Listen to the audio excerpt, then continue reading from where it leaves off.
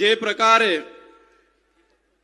30 વર્ષના ભારતીય જનતા પાર્ટીના ગુજરાતમાં શાસન દરમિયાન માત્ર ને માત્ર આપણને વાયદાઓ મળ્યા છે, વચનો મળ્યા છે। દેશના વડાપ્રધાન મોદીજી એક બાજુ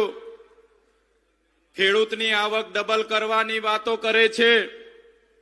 આત્મનિર્ભર ભારત બનાવવાની વાતો કરે છે, ત્યારે ભારતીય જનતા પાર્ટીને સરકારની એવી તો કઈ નીતિઓ છે અમને સમજાતું નથી કે અનાજનો ભાવ દિવસે ને દિવસે વધતો જાય છે અને અનાજ ઉગાડનાર ખેડૂત દિવસે ને દિવસે ગરીબ થતો જાય છે। આ ધરતી માતા પર એ ધરતી માતાને ખેડીને જ્યારે ખેડૂત બીજ મૂકે છે, પોતાના સમગ્ર કુટુંબ પરિવાર એમાં પસીનો વેવડાવે છે। સૂકો દુકાળ હોય, લીલો દુકાળ હોય, અતિવૃષ્ટિ હોય, માવઠાનો માર હોય, ખાતરની અછત હોય, રાત દિવસ ઝેરી જાનવરોની ચિંતા કર્યા વગર જ્યારે આપણા ખેડૂત ભાઈઓ પોતાનો કાચો માલ લઈને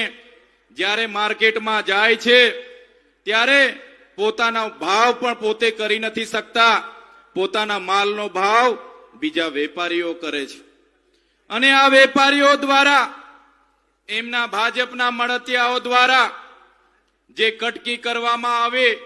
અને એ કટકીના કડદા પ્રથા સામે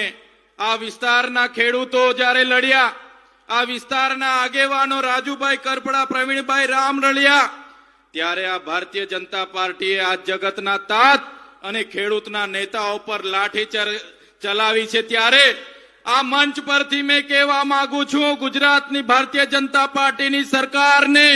તમે મંત્રીમંડળ બદલવો છો, તમે નવા નવા મંત્રી લાવશો,